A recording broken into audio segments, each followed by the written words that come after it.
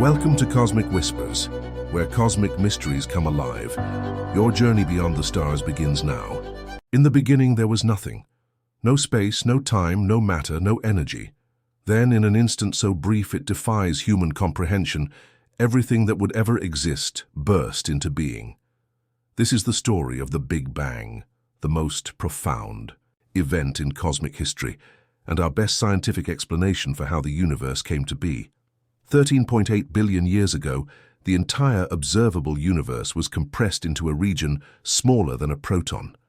The temperature was unimaginably hot, trillions upon trillions of degrees. The density was infinite or close to it. This singular moment represents the birth of space and time themselves, a concept so extraordinary that it challenges our most basic understanding of reality. The Big Bang theory didn't emerge overnight. It developed through decades of careful observation and mathematical reasoning. In 1929, astronomer Edwin Hubble made a discovery that would revolutionize cosmology. Using the 100-inch telescope at Mount Wilson Observatory, he observed that distant galaxies were moving away from us, and more surprisingly, the farther away they were, the faster they were receding. This observation suggested that the universe itself was expanding. If the universe is expanding today, scientists reasoned, it must have been smaller in the past. Extrapolating backward through time, they arrived at a startling conclusion. The universe began from an infinitely dense, infinitely hot point called a singularity. Belgian physicist Georges Lemaitre was among the first to propose this idea, calling it the primeval atom hypothesis. Every great journey starts with a few brave explorers. Right now, Cosmic Whispers is just beginning, and your support means everything. If you enjoy unraveling the mysteries of the universe, hit subscribe. It's free and it helps us grow this community together. The term Big Bang was actually coined by astronomer Fred Hoyle in 1949 during a BBC radio broadcast. Ironically, Hoyle was criticizing the theory, preferring his own steady-state model of the universe. Yet the name stuck, though it's somewhat misleading. The Big Bang wasn't an explosion in space, it was the expansion of space itself. Understanding. The Big Bang requires us to abandon our everyday intuitions about cause and effect. We cannot ask what came before the Big Bang, because time itself began at that moment. We cannot ask where it happened, because space itself expanded from that initial singularity.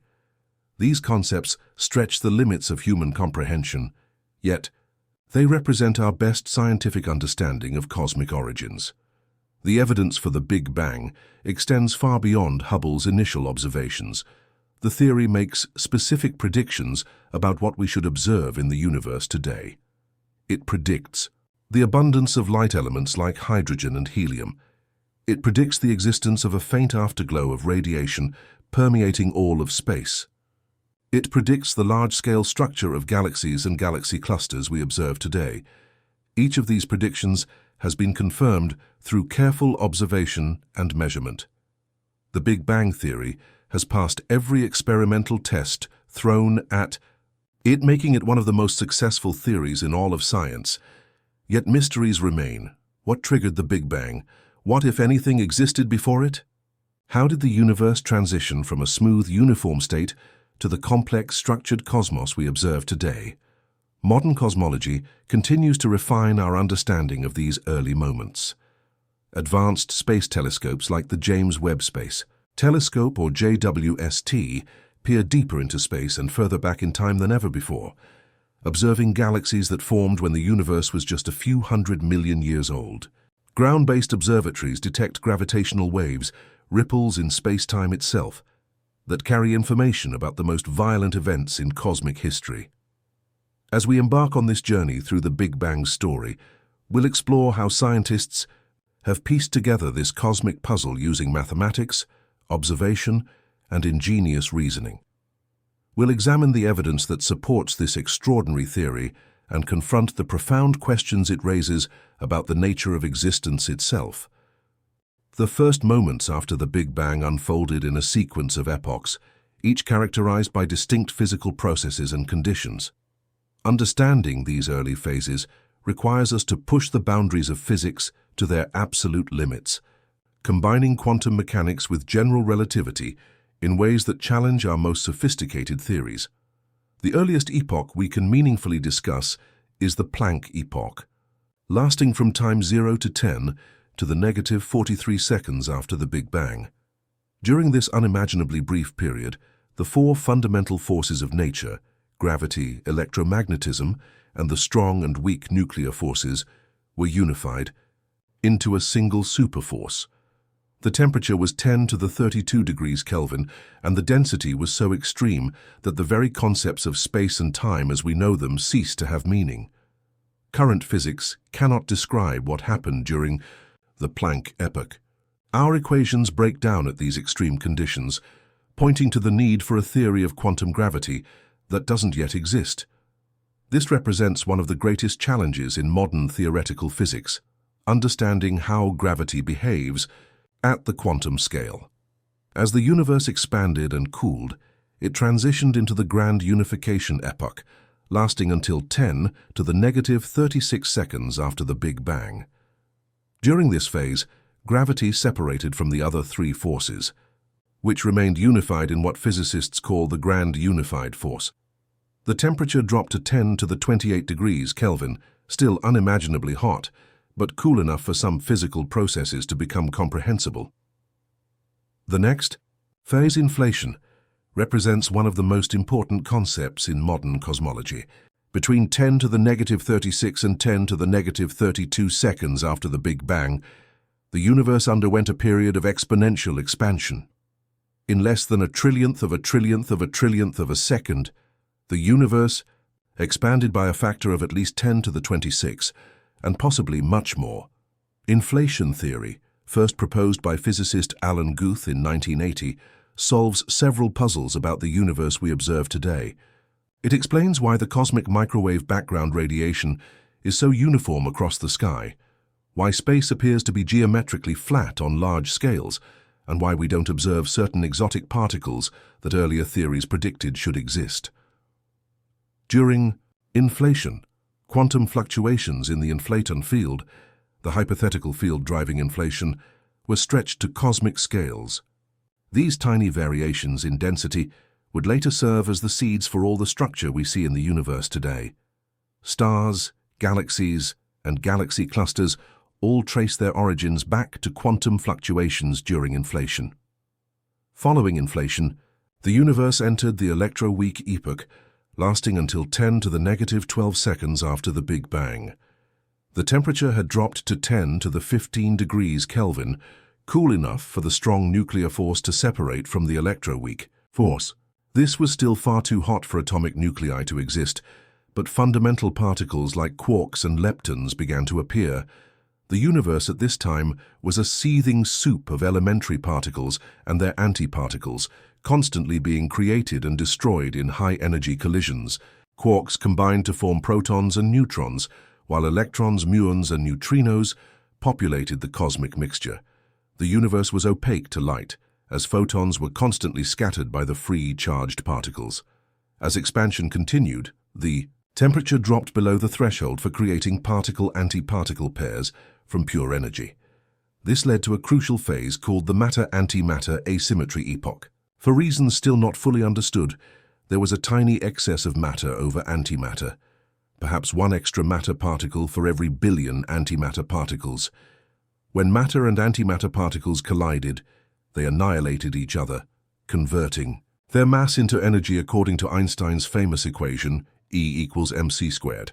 The small excess of matter survived this cosmic annihilation event, and this leftover matter forms everything we see in the universe today. Every star, planet, and person owes their existence to this primordial asymmetry. The universe had now evolved from an incomprehensible singularity to a hot, dense plasma of fundamental particles. The stage was set for the next crucial phase, the formation of the first atomic nuclei through the process of Big Bang nucleosynthesis. As the universe continued to expand and cool, it reached a critical milestone approximately 1 second after the Big Bang. The temperature had dropped to about 10 billion degrees Kelvin, still incredibly hot, but cool enough for protons and neutrons to form stable configurations. This marks the beginning of Big Bang nucleosynthesis, the process that forged the first atomic nuclei and established the chemical foundation of the cosmos. At 1 second after the Big Bang, the universe consisted primarily of photons, electrons, positrons, neutrinos, and roughly equal numbers of protons and neutrons. The temperature was still too high for atomic nuclei to remain bound together. Any nucleus that formed would immediately be torn apart by high-energy photons. The universe had to cool further before nuclear synthesis could begin in earnest. By the time the universe was about 3 minutes old, the temperature had dropped to approximately 1 billion degrees Kelvin. This was cool enough for nuclear fusion reactions to occur without the products being immediately destroyed. The process began with the simplest possible nuclear reaction, a proton and neutron combining to form deuterium, an isotope of hydrogen containing 1 proton and 1 neutron. Deuterium formation was the crucial first step, but it faced a significant bottleneck. High-energy photons could still dissociate deuterium nuclei, preventing the accumulation of these building blocks needed for heavier elements. Only when the temperature dropped sufficiently did deuterium begin to survive long enough to participate in further nuclear reactions. Once deuterium could accumulate, the nuclear assembly line kicked into high gear. Deuterium nuclei combined with protons to form helium-3, containing 2 protons and 1 neutron. They also combined with neutrons to form tritium, containing 1 proton and 2 neutrons. These intermediate products then fused to create helium-4, the most common isotope of helium, containing 2 protons and 2 neutrons. The efficiency of helium-4 production was remarkable. By the time Big Bang nucleosynthesis concluded, roughly 20 minutes after the Big Bang began, about 25% of all atomic nuclei were helium-4, with most of the remainder being simple hydrogen nuclei, single protons. Trace amounts of deuterium, helium-3, and lithium-7 were also produced, but in much smaller quantities. The precise abundances of these light elements depend critically on the density of ordinary matter in the universe during nucleosynthesis. More matter means more opportunities for nuclear reactions, leading to higher production of heavier elements. By measuring the observed abundances of these primordial elements in the universe today, cosmologists can determine the cosmic density of ordinary matter with remarkable precision. Observations of the oldest stars and most pristine gas clouds confirm the Big Bang nucleosynthesis predictions with extraordinary accuracy. The observed abundance of helium-4 matches theoretical predictions to within a few percent. The measured amounts of deuterium and lithium also align closely with expectations, providing powerful evidence for the Big Bang theory. Notably, Big Bang nucleosynthesis could not produce significant amounts of elements heavier than lithium. The nuclear processes in the early universe lacked the sustained high temperatures and densities needed to forge carbon, oxygen, and heavier elements. These would have to wait for the formation of the first stars billions of years later, where nuclear fusion in stellar cores would continue the work of element creation begun in the Big Bang's first 20 minutes. After nucleosynthesis ended, the universe entered a long period often called the Dark Ages. For hundreds of thousands of years, space was filled with a hot plasma of nuclei and free electrons. This plasma was opaque to light. Photons could not travel far before being scattered by free electrons. The universe was dark not because there was no light, but because light could not propagate freely through the cosmic medium. The temperature continued to drop as the universe expanded. When it reached about 3,000 degrees Kelvin, approximately 380,000 years after the Big Bang, a crucial transition occurred. The universe had cooled enough for electrons to combine with nuclei to form the first neutral atoms, primarily hydrogen and helium. This process, called recombination, suddenly made the universe transparent to light. The photons that had been trapped in the primordial plasma were suddenly free to travel through space. These ancient photons stretched to microwave wavelengths. By the universe's subsequent expansion, form the cosmic microwave background radiation we observe today. This faint afterglow of the Big Bang provides a snapshot of the universe as it appeared when it first became transparent, offering unprecedented insights into cosmic conditions. nearly 14 billion years ago. Following recombination, the universe entered what cosmologists call the Dark Ages, a period lasting several hundred million years when no stars existed to illuminate the cosmos. This era, spanning from roughly 380,000 years to perhaps 150 million years after the Big Bang, represents a crucial transition period in cosmic evolution. During the Dark Ages, the universe consisted primarily of neutral hydrogen and helium gas, along with the mysterious dark matter that comprises approximately 27% of the universe's total mass-energy content.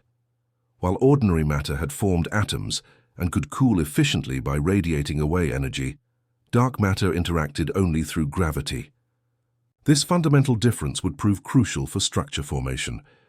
Dark matter began clumping together under its own gravitational attraction almost immediately after recombination.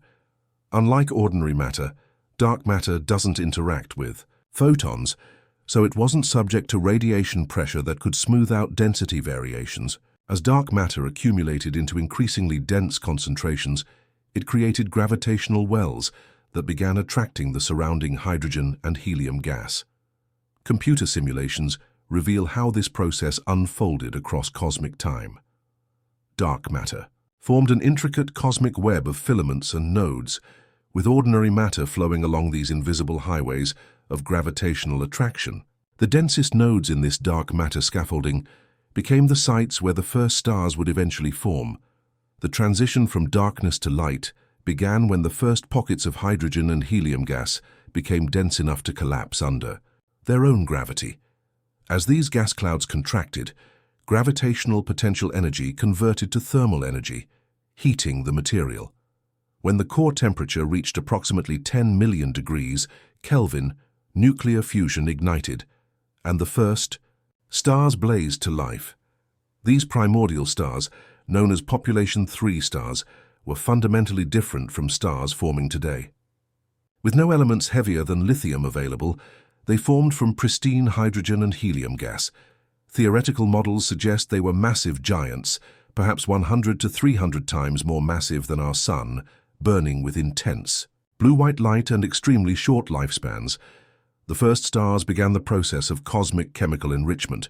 Through nuclear fusion in their cores, they created the first significant quantities of carbon, oxygen, silicon, iron, and other heavy elements.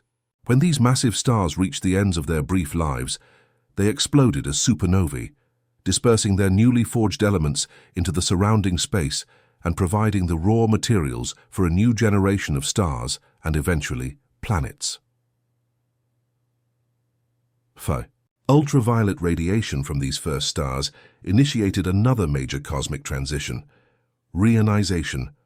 The intense ultraviolet light was energetic enough to strip electrons from hydrogen atoms, ionizing the neutral gas that filled intergalactic space.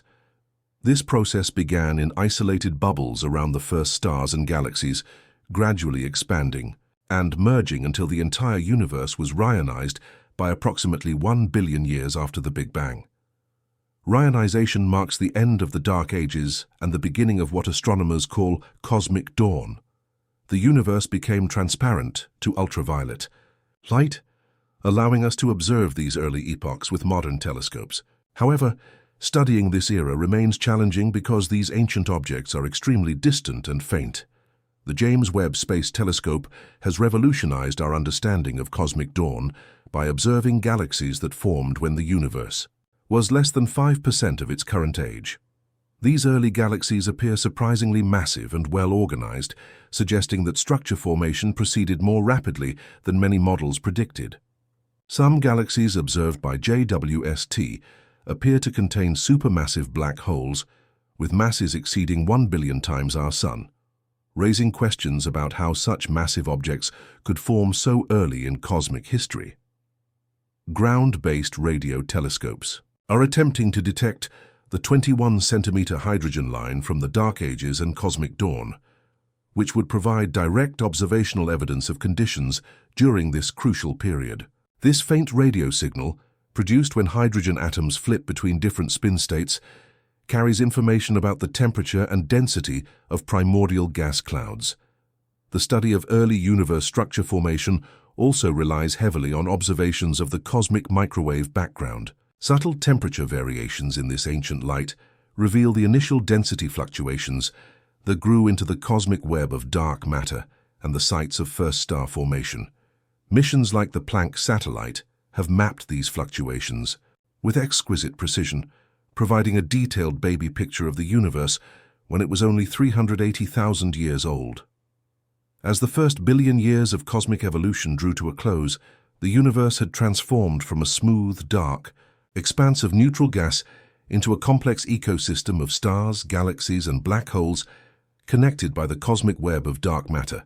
The Big Bang Theory stands as one of science's greatest intellectual achievements, supported by multiple independent lines of evidence that have accumulated over nearly a century of observation and theoretical development. Modern cosmology continues to refine and test this framework using increasingly sophisticated instruments and analytical techniques.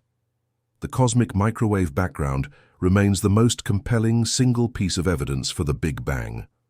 First, detected accidentally by Arno Penzias and Robert Wilson in 1965, this faint radiation permeates all of space with a nearly perfect blackbody spectrum corresponding to a temperature of 2.7 degrees Kelvin. The Cosmic Background Explorer, or COBE satellite, provided the first detailed measurements of this radiation, revealing tiny temperature fluctuations that represent the seeds of all cosmic structure. Subsequent missions have mapped these fluctuations with ever-increasing precision. The Wilkinson Microwave Anisotropy Probe, or WMAP, and later the Planck satellite, have measured the cosmic microwave background's temperature variations to parts per million accuracy. These observations allow cosmologists to determine fundamental parameters of the universe with remarkable precision: its age, composition, geometry, and expansion rate. The abundance of light elements provides another crucial test of Big Bang nucleosynthesis. Observations of the oldest stars and most pristine gas clouds consistently show helium abundances of approximately 25% by mass, exactly as predicted by Big Bang theory. The measured abundances of deuterium, lithium, and other light isotopes also match theoretical predictions, confirming our understanding of nuclear processes in the early universe. In 1998, two independent research teams studying distant supernovae made a discovery that revolutionized cosmology and earned a Nobel Prize.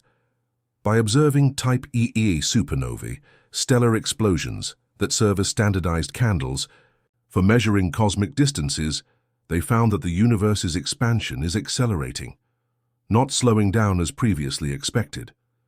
This unexpected discovery revealed the existence of dark energy, a mysterious component that comprises approximately 68% of the universe's total mass energy content. Dark energy appears to act as a kind of anti-gravity, driving the accelerated expansion we observe today.